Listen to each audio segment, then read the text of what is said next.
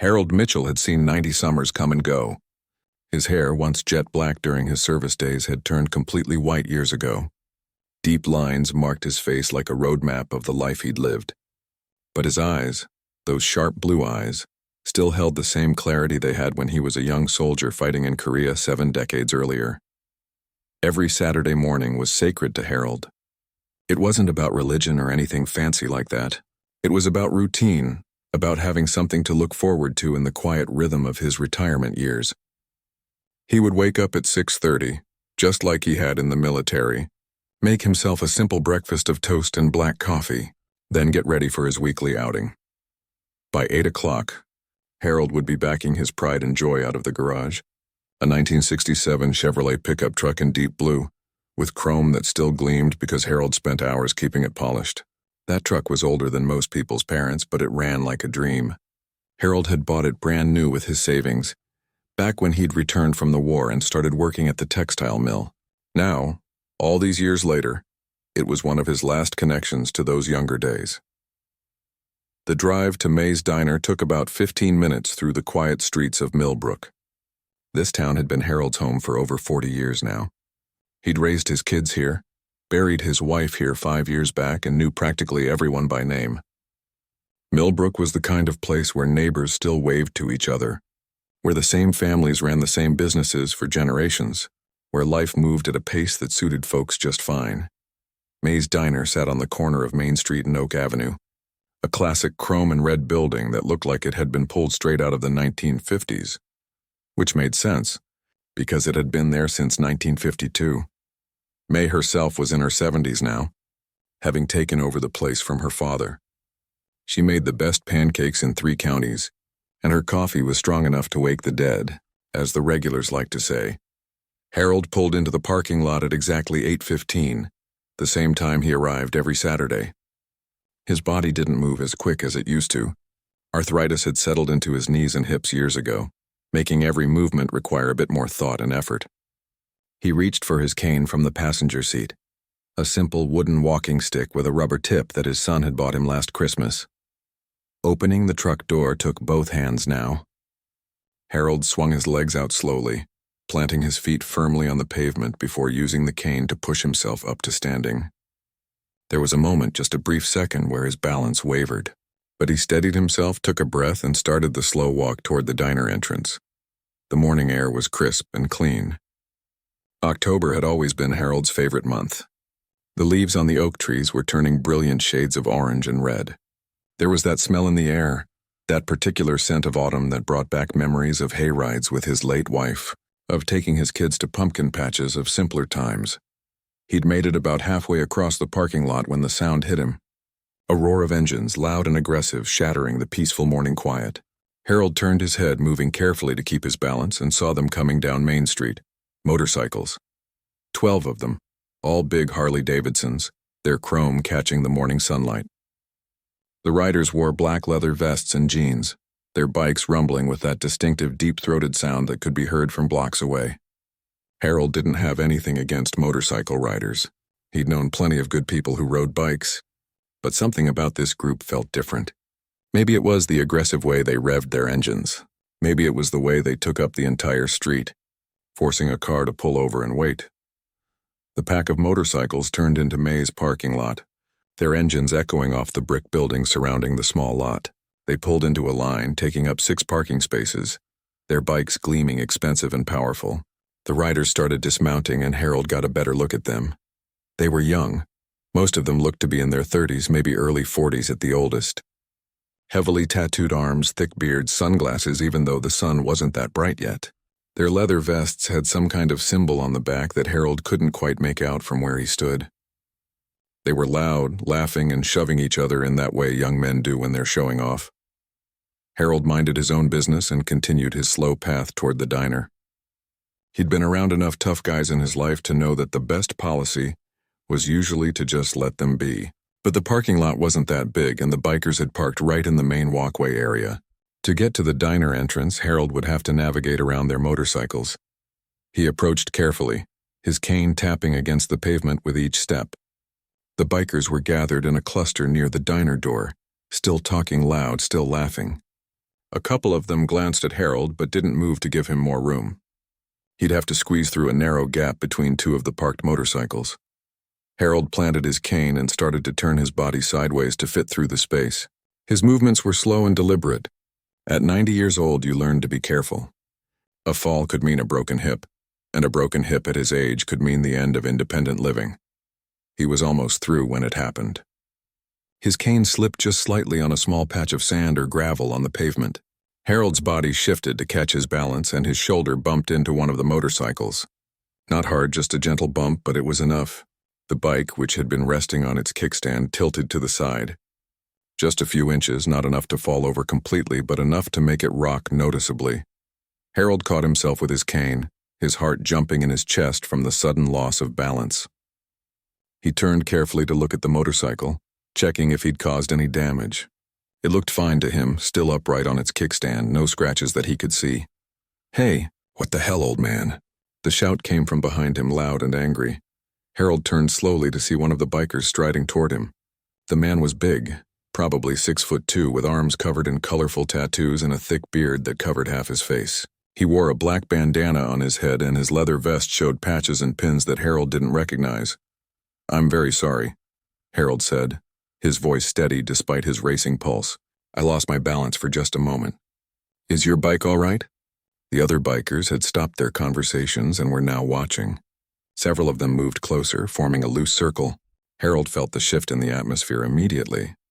He'd felt this kind of tension before, in bars near military bases decades ago, in situations where young men full of energy and pride looked for reasons to prove themselves. "Is my bike all right?" the bearded man repeated, his voice dripping with sarcasm. "You just crashed into a $40,000 motorcycle, Grandpa. You could have knocked it over."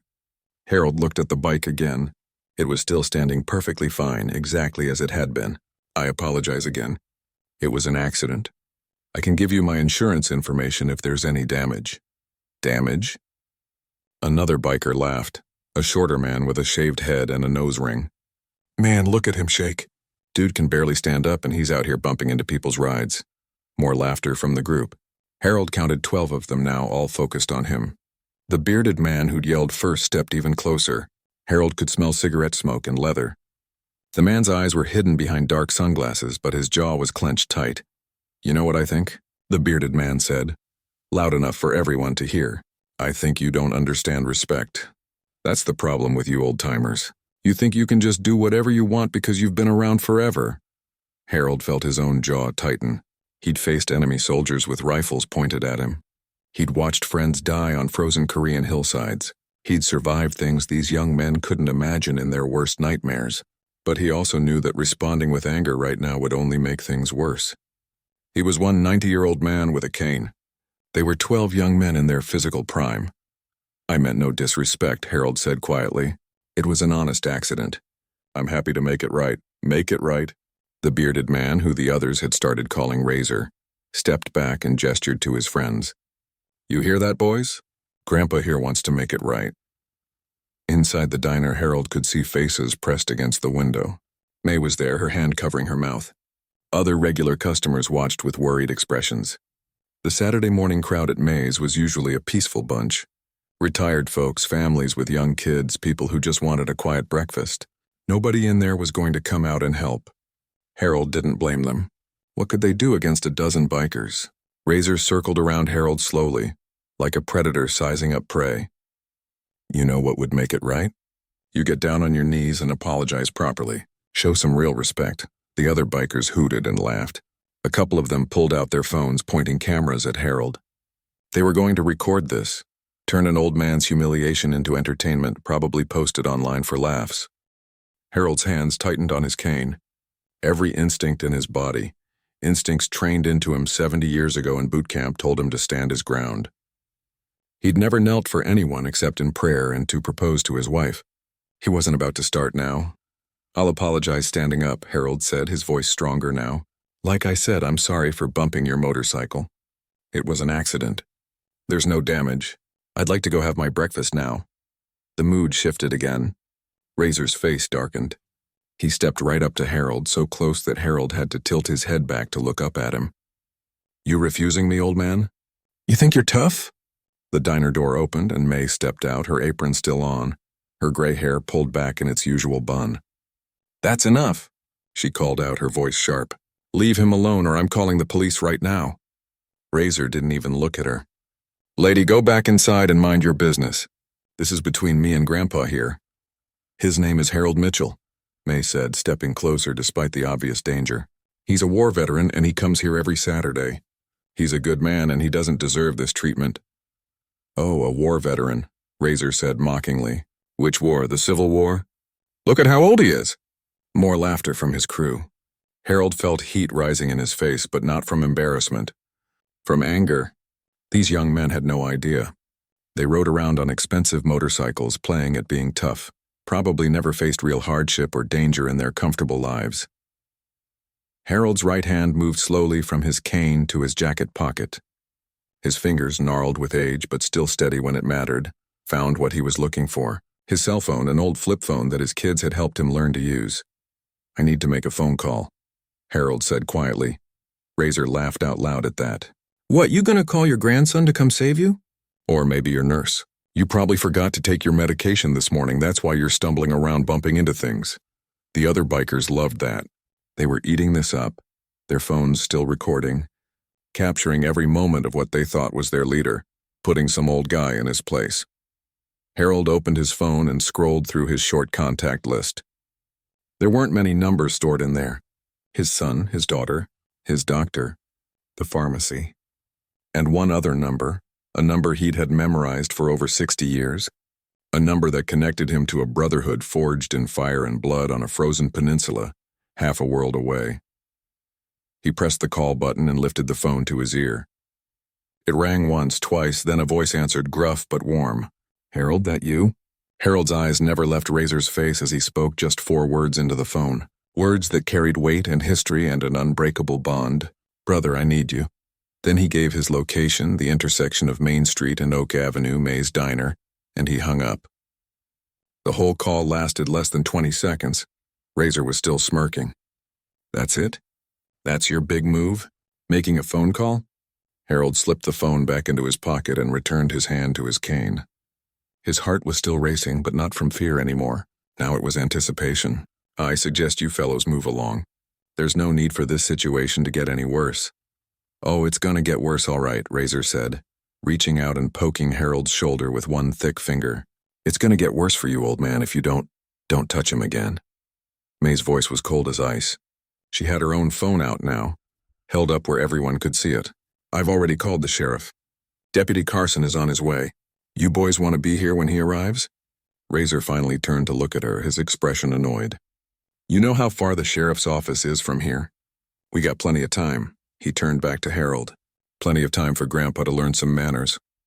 Harold stood there in the parking lot, his cane planted firmly on the ground, while Razor and his gang circled around him like wolves around cornered prey. The morning sun was getting brighter now, warming the air, but Harold felt cold. Not the kind of cold that comes from weather. The kind that comes from knowing you're in real trouble and there's not much you can do about it. May had gone back inside the diner, but Harold could see her through the window, talking urgently on her phone. The other customers were still watching, their breakfast getting cold on their plates. A few had their phones out too, probably calling family members or friends, maybe recording what was happening, but nobody came outside to help. Harold understood why. What could they do? Most of May's Saturday morning crowd were retired folks like himself, or young families with small children. They weren't fighters. They were just regular people who wanted pancakes and coffee, not trouble. Razor pulled off his sunglasses and hooked them on the front of his vest. His eyes were dark brown, bloodshot like he'd been up too late the night before. He looked at Harold with a mixture of amusement and annoyance, the way someone might look at a stubborn dog that won't obey commands. "You got a hearing problem, old-timer?" Razor asked, his voice loud enough for everyone to hear. "I told you to get on your knees and apologize. You hard of hearing or just stupid?" Harold's jaw clenched. He'd been called worse things by better men. During the war, he'd had drill sergeants scream in his face until spit flew. He'd had officers question his courage and his abilities. He'd proven them all wrong then, and some deep part of him, the part that never really left that frozen Korean hillside, wanted to prove this punk wrong too. But Harold wasn't 20 years old anymore. His body was 90 years old, held together by determination and good genes. His left knee had been reconstructed twice. His right hip was mostly titanium. His hands shook sometimes from nerve damage that dated back to frostbite he'd gotten in the winter of 1951. He was in no shape to fight anyone, especially not 12 men in their prime. I already apologized, Harold said, keeping his voice level and calm. Several times. Your motorcycle is fine. There's no damage. I don't know what else you want from me. What I want, Razor said, stepping so close that Harold could smell the coffee and cigarettes on his breath, is for you to show some respect. You crashed into my bike. You could have knocked it over. You could have caused thousands of dollars in damage. And you're standing here acting like it's no big deal. One of the other bikers, a tall, skinny guy with tattoos running up his neck, laughed and added, "Man probably doesn't even have insurance. Look at that old truck. Thing belongs in a museum." Harold felt a flash of anger at that. His truck was immaculate, well-maintained, worth more than these punks probably realized, but he swallowed the anger down. Getting defensive about his truck wasn't going to help the situation. "I have insurance," Harold said quietly, "and I have money. If there's damage, I'll pay for it. Just let me look at the motorcycle and we can settle this like adults." Razor laughed at that, a mean laugh without any humor in it. "Like adults? You hear that, boys? Grandpa wants to handle this like adults." The group laughed on cue like Razor was some kind of comedian. Harold noticed that a couple of them weren't laughing as hard as the others. A younger guy at the back of the group, maybe late 20s, looked uncomfortable. Another biker, an older one with gray streaks in his beard, had his arms crossed and wasn't smiling at all. But they weren't speaking up either. They were letting Razor run the show. "Here's how we're going to handle this like adults," Razor said, pulling out his own phone. "You're going to get down on your knees right there." He pointed at the pavement in front of him. "And you're going to apologize for disrespecting my bike and disrespecting me. And we're all going to record it, so everyone can see what happens when someone messes with us." Harold's hands tightened on his cane until his knuckles went white. Every fiber of his being rebelled against the idea. He'd knelt before God in church. He'd knelt to propose to his wife Betty under an oak tree in the park 58 years ago. He'd knelt beside the graves of friends who never made it home from Korea, but he'd never knelt in submission or humiliation. And he wasn't about to start now. "No," Harold said simply. The word hung in the air, simple, final, absolute. Razor's face darkened like a storm cloud rolling in. The other bikers shifted their weight, sensing that things were about to escalate. The guy with the neck tattoos cracked his knuckles. Another one, built like a linebacker, stepped closer to Harold's left side. "What did you just say to me?" Razor's voice had dropped lower, more dangerous now. "I said no," Harold repeated. "I apologize for the accident. I offered to pay for any damage. But I'm not getting on my knees for you or anyone else. Now I'm going inside to have my breakfast. You boys have a nice day." Harold started to turn toward the diner entrance. He'd only taken one step when Razor's hand shot out and grabbed his shoulder, spinning him back around. The movement was too fast, too forceful. Harold's balance, already precarious with his cane, gave way completely. He stumbled backward, his cane clattering to the pavement. For a terrifying moment, Harold felt himself falling, saw the hard asphalt rushing up to meet him. At 90 years old, a fall like this could break bones, could put him in the hospital, could even kill him. His arms windmilled, trying to catch balance that wasn't there. The linebacker-built biker caught him. Strong hands grabbed Harold's arms and steadied him, keeping him upright. Harold found himself looking into the face of a man in his early 40s with a shaved head and surprisingly kind eyes. "Easy there," the big biker said quietly, making sure Harold had his footing before letting go. He bent down and picked up Harold's cane, handing it back to him. "Thanks," Harold said, his heart hammering in his chest from the adrenaline of almost falling. Razor's face twisted with anger. "What are you doing, Tank?" "Let him fall. Maybe that'll teach him." "Enough," Tank said, his voice calm but firm. He looked at Razor with an expression that Harold recognized. It was the look of someone who'd just seen something cross a line. "He's an old man. You spun him around. He almost cracked his head open. So what?" Razor shot back. "He should have thought about that before he bumped my bike. Before he disrespected me." "He didn't disrespect anyone," Tank said, and Harold could hear the tension in his voice now. "He lost his balance and barely touched your bike. There's not a scratch on it. You're making a big deal out of nothing." The other bikers were quiet now, watching the confrontation between Razor and Tank with uncertain expressions. This was clearly not how things usually went in their group. Razor was used to being in charge, used to everyone following his lead without question. "You questioning me?" Razor asked Tank, stepping up to the bigger man. Tank had at least 3 inches and 50 pounds on Razor, but Razor had something else. He had the position of leader and he wasn't afraid to use it. "You taking this old man's side over mine?" Tank hesitated. Harold could see the conflict in his face. Whatever bond or hierarchy existed in this group, it was being tested right now. After a long moment, Tank looked down and shook his head. "No, I'm just saying. Maybe we made our point. Maybe we should just move on." Razor stared at him for another few seconds, then nodded slowly. "Yeah, maybe you're right. Maybe we should just move on." He turned back to Harold, and the smile on his face was worse than his anger had been. After Grandpa here shows us he understands his mistake. Harold felt a sinking sensation in his stomach. Razor wasn't going to let this go. This wasn't about the motorcycle anymore. Maybe it never had been. This was about ego, about power, about a young man who needed to prove he was in charge. Harold had seen it 1,000 times before, in different settings, different circumstances. Some people couldn't back down once they'd committed to a course of action, even when they should. The sound of a siren made everyone's head turn. Down Main Street, Harold could see the flashing lights of a sheriff's department vehicle. Deputy Carson, just like May had promised. Relief washed over Harold. The law was coming. This would end now, but Razor just laughed. "Oh look, here comes the cavalry. What's Carson gonna do? We haven't broken any laws. We're just having a conversation with this gentleman about his little accident. Right, boys?"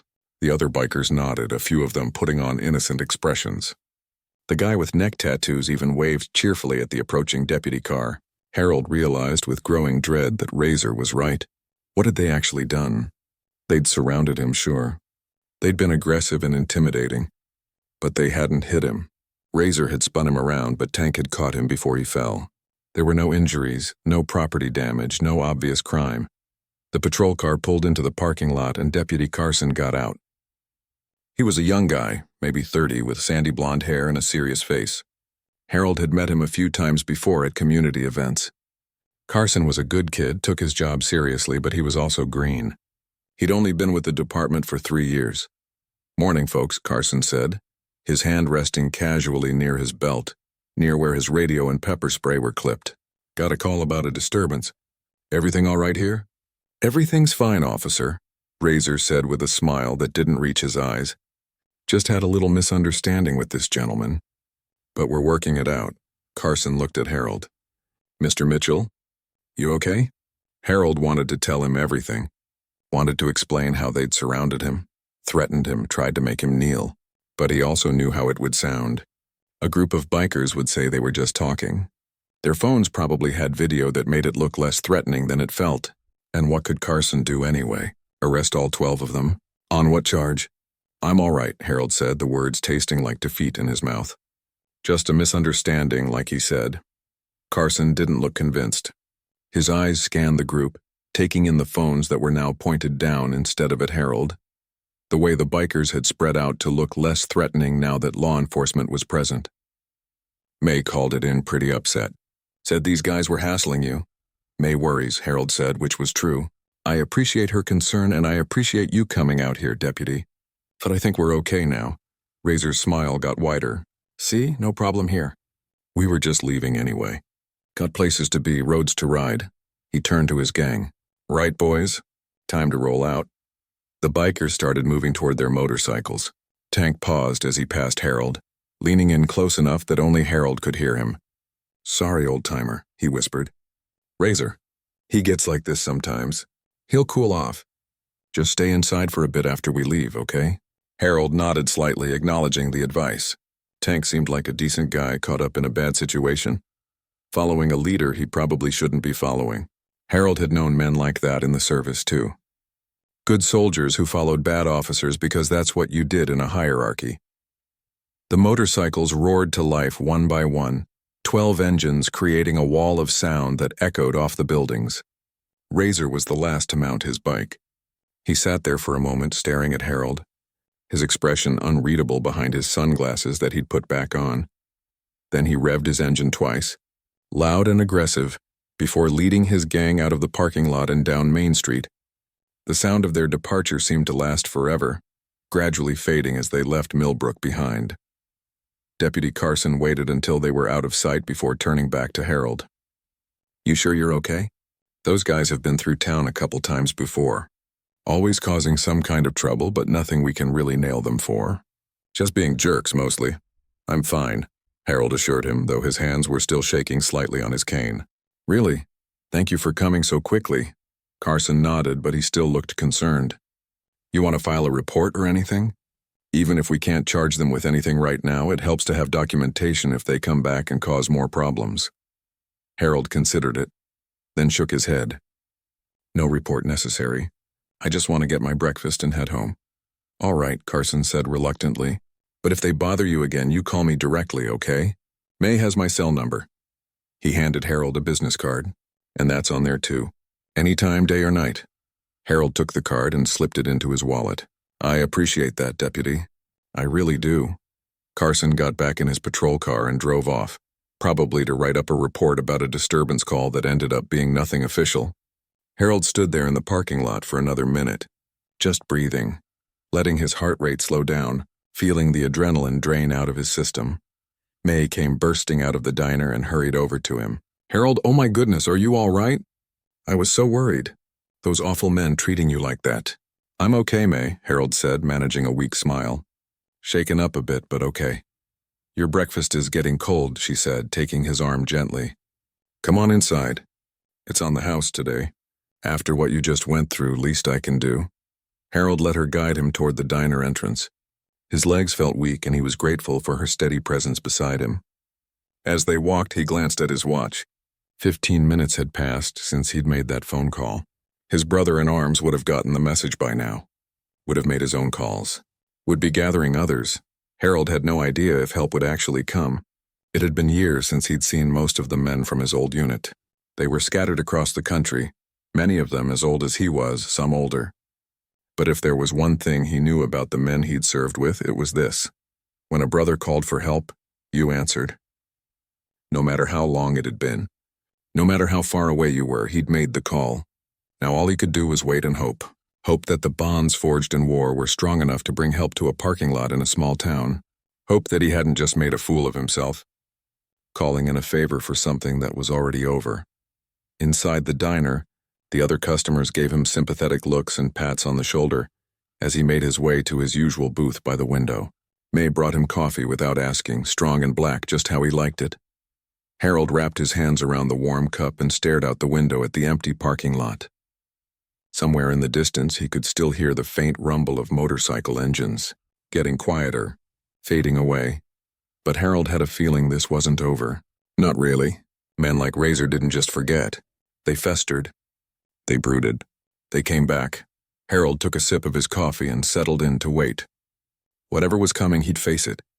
Just like he'd faced everything else in his long life. With courage, with dignity, and now, hopefully, with backup. Harold sat in his usual booth by the window, the one he'd been sitting in every Saturday morning for the past 15 years. The vinyl seat was cracked in places, patched with duct tape that May had tried to match to the original red color. The table was old Formica, scratched and worn, but clean. May ran a tight ship. Everything in her diner might be old, but it was always spotless. She'd brought him his regular breakfast without him having to order. 2 eggs over easy, bacon crispy the way he liked it, hash browns with just a touch of onion mixed in, and whole wheat toast. The plate sat in front of him, steam still rising from the eggs, but Harold hadn't touched it yet. His appetite had vanished the moment those motorcycles pulled into the parking lot. The diner had gone quiet after the bikers left. The usual Saturday morning chatter had died down to whispers. People kept glancing over at Harold, their faces showing concern and curiosity. A few had come over to check on him, ask if he was all right, tell him those bikers were terrible people. Harold had thanked them politely and assured them he was fine, but he wasn't fine. His hands were still trembling slightly, though he tried to hide it by keeping them wrapped around his coffee cup. His heart was still beating faster than it should, and his mind kept replaying the confrontation, thinking about all the ways it could have gone worse. He looked out the window at the parking lot. His old Chevy truck sat there in the morning sunlight, blue paint gleaming, solid and dependable just like it had been for almost 60 years. Beyond it, Main Street stretched out quiet and peaceful. A few cars drove by. Old Mr. Patterson walked his golden retriever on the sidewalk across the street. Everything looked normal, looked safe, but Harold couldn't shake the feeling that it wasn't over. The way Razor had looked at him before riding off, that last long stare, Harold had seen that look before, on the faces of men who held grudges, who couldn't let things go. He'd made an enemy today, and enemies had a way of coming back around. The coffee was starting to go cold in his cup. Harold checked his watch again. 23 minutes since he'd made the call. He tried to remember exactly what he'd said. Just 4 words, really. "Brother, I need you." And then the location. Had that been enough? Would his old friend understand the urgency? Would he even be able to help? Harold thought about the man he'd called. They'd met in boot camp in 1950. 2 scared kids from small towns who'd never been more than 50 miles from home before Uncle Sam came calling. They'd gone through basic training together, shipped out to Korea together, fought side by side in battles whose names most people had forgotten. They'd saved each other's lives more than once. Harold remembered a firefight on a frozen hillside where his friend had dragged him to cover after Harold took shrapnel in the leg. He remembered returning the favor 2 months later, pulling his friend out of a collapsed bunker while enemy mortars fell around them like deadly rain. After the war, they'd stayed in touch.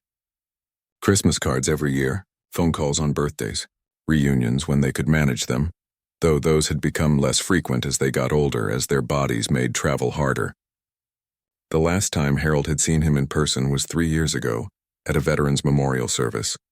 They'd both needed canes to walk by then. Both moved slower, but the bond between them was still iron strong. "You gonna eat that?" May's voice broke through his thoughts. She was standing beside his booth, coffee pot in hand, concern written all over her weathered face. "Not very hungry right now," Harold admitted. May slid into the seat across from him, something she rarely did during the breakfast rush. But the rush was over now. Most of the customers had finished eating and left, probably heading home to tell their families about the excitement at the diner this morning. "Harold," May said gently, "those men were serious trouble. I've never seen anything like that happen here before. Not in all my years running this place." "I know. Deputy Carson should have arrested them. Disturbing the peace at least, harassment, something." Harold shook his head. "They didn't technically break any laws. Not any that Carson could prove anyway. They were smart about it." May's expression hardened. "Smart like foxes, those ones. Bullies in leather jackets is what they are." She paused, studying Harold's face. "Who'd you call? When you made that phone call?" Harold managed a small smile. "An old friend. Someone I served with. You think he's coming?" "I don't know," Harold said honestly. "It's been a while. We're all old now.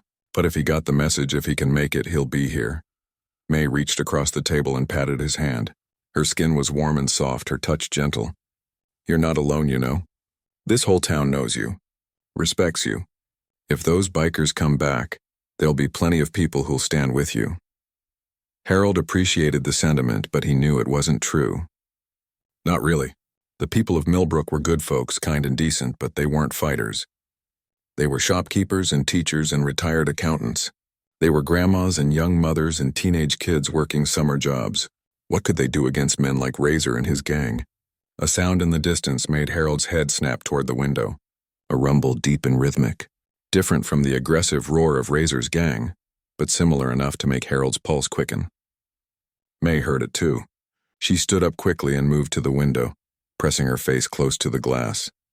"More motorcycles," she said, worry creeping into her voice.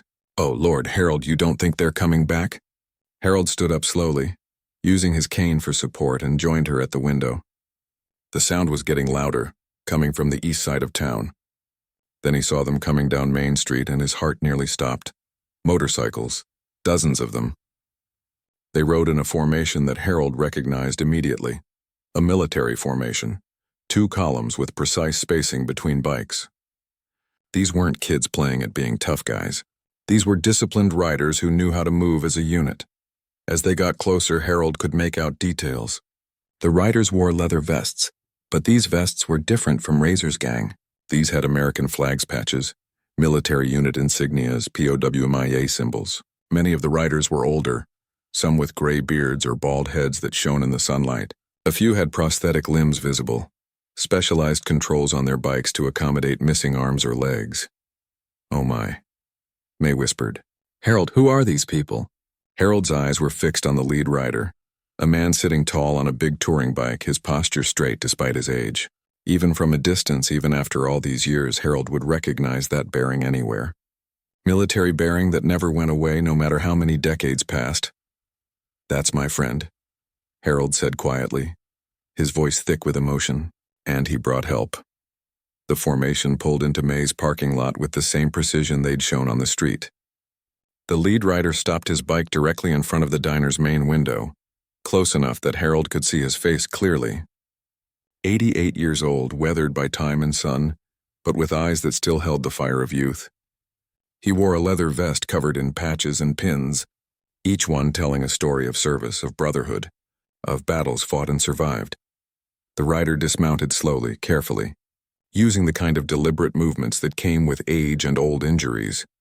He pulled off his helmet, and Harold saw that familiar face, older and more lined than he remembered, but unmistakably the same man who'd shared a foxhole with him 70 years ago. Behind him, the other riders were dismounting too. Harold counted them quickly, 50 at least, maybe more. They ranged in age from their late 60s to what looked like their 90s. Some moved with ease. Others needed help from younger riders, but they all moved with purpose. Harold hurried to the door as fast as his cane would allow. May held it open for him, and he stepped out into the parking lot. The morning air felt different now, charged with energy and purpose. The sound of 50 idling motorcycles created a deep rumbling that Harold felt in his chest. The lead rider walked toward him, and Harold walked to meet him in the middle of the parking lot. They stopped a few feet apart, just looking at each other for a long moment. Two old soldiers, bent by age but not broken, standing in a diner parking lot in a small town most people had never heard of. "Been a while." "Brother," the rider said, his voice rough but warm. 3 years, Harold replied.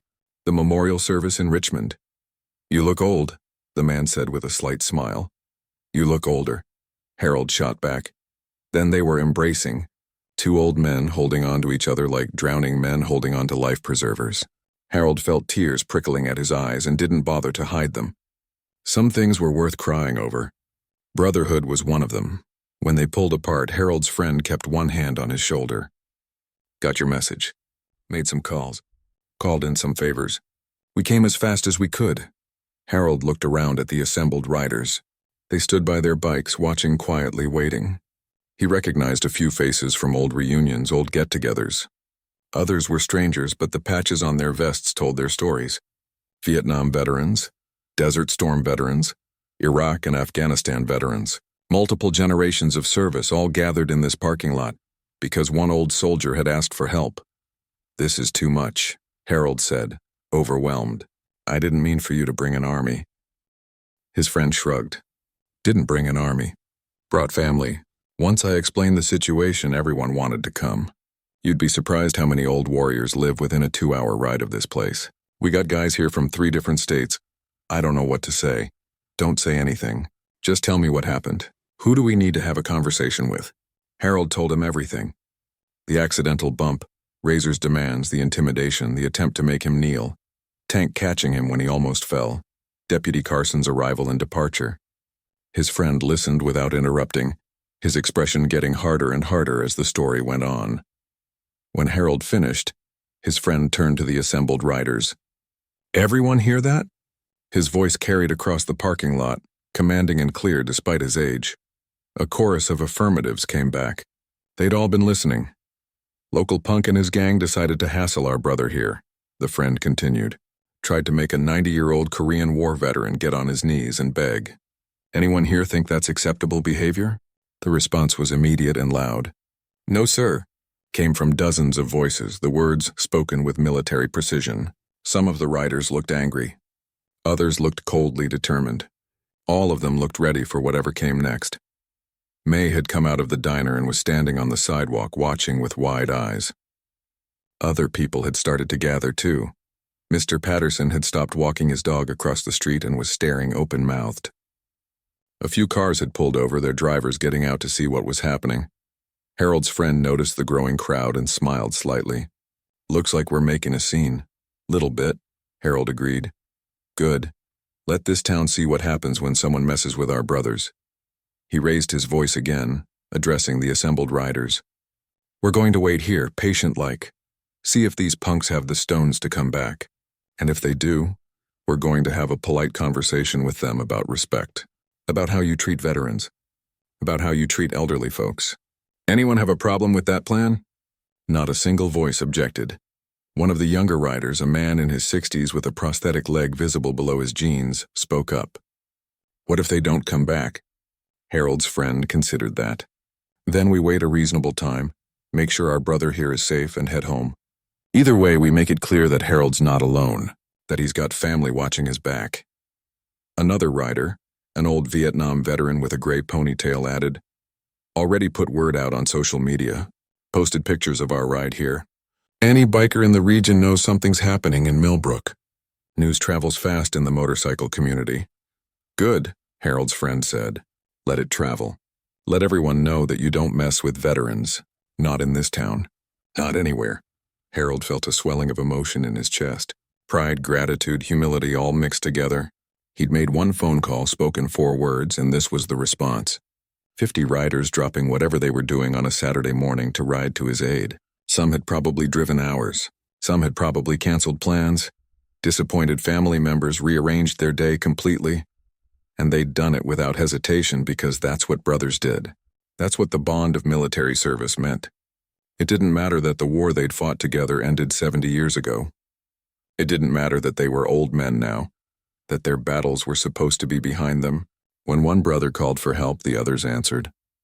May approached cautiously, still looking amazed at the scene in her parking lot. Can I get anyone coffee? She asked. Or water? Must have been a long ride for some of you. Harold's friend smiled at her. That would be much appreciated, ma'am. We'll pay, of course. Nonsense, May said firmly. Anyone who rides all this way to help Harold eats and drinks free at my diner. That's final. The old soldiers started making their way into the diner, moving carefully, helping each other when needed. Harold noticed how they moved as a unit even now, decades after their service ended. The way they made room for each other in doorways. How the younger ones helped the older ones with steps. How they automatically organized themselves into an efficient line. Harold's friend stayed outside with him, standing together in the parking lot they'd once played in as boys visiting their small towns, had turned into war-hardened men. Then into aging veterans, but the core of who they were remained unchanged. Think they'll come back? Harold asked. His friend shrugged. Don't know. But if they do, they're in for a surprise. And if they don't, at least you know you're not alone. That's worth something, isn't it? Harold nodded, looking at the 50 motorcycles parked in formation in the lot. It's worth everything. They stood there in the morning sun, 2 old warriors waiting to see what would happen next. Surrounded by brothers who'd proven that some bonds could never be broken by time or distance or age. Whatever came next, Harold would face it with his head high and his brothers beside him. The rumble of distant engines made them both turn toward Main Street. Different engines this time, aggressive and loud. Getting closer. The sound of approaching motorcycles cut through the quiet morning like a knife. Harold recognized that aggressive rumble immediately. It was Razor and his gang coming back down Main Street. His friend heard it too and straightened up, his hand moving to adjust his leather vest. A gesture Harold recognized from their military days. It was the same motion men made when checking their gear before heading into combat. Inside, Harold's friend said quietly. Let's gather everyone. They walked into the diner together, Harold moving as quickly as his cane would allow. Inside, the veteran riders were scattered around the tables and booths, drinking coffee and talking in low voices.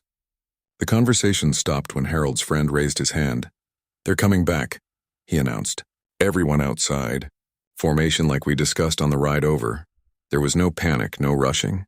The veterans stood up calmly, helping each other when needed, moving with the kind of disciplined purpose that came from years of following orders. They filed out of the diner in an orderly line, each man knowing exactly where he needed to be. May grabbed Harold's arm as he started to follow them out. Maybe you should stay inside, she said, worry clear in her voice. Let them handle it. Harold shook his head. This is my trouble. I need to face it. Harold, you're 90 years old. You have nothing to prove. It's not about proving anything, Harold said gently.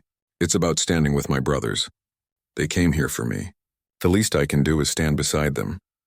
May looked like she wanted to argue more, but she just nodded and let him go. Harold made his way outside and found the veterans had already arranged themselves in a perfect formation. They formed a wall across the parking lot, 3 rows deep, creating a barrier between the diner and the street. Harold's friend stood at the center of the front row, and there was a space beside him. Harold's space. He took his position, standing as straight as his old back would allow, his cane planted firmly on the ground. The veteran to his left was a Vietnam vet with scars on his face and hands that spoke of old wounds. The man to his right was younger, probably in his late 60s, wearing a prosthetic arm that had clearly seen better days. Neither man said anything, but both gave Harold small nods of acknowledgement. The rumble of engines grew louder. Then Razor's gang appeared, 12 motorcycles rolling down Main Street with the same swagger they'd had earlier. But as they approached the diner and saw what was waiting for them, the formation faltered. Bikes slowed. Harold could see heads turning, riders looking at each other with confusion and something that might have been concern.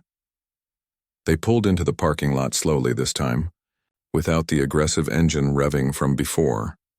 Razor was in the lead again, and Harold watched his face change as he took in the scene.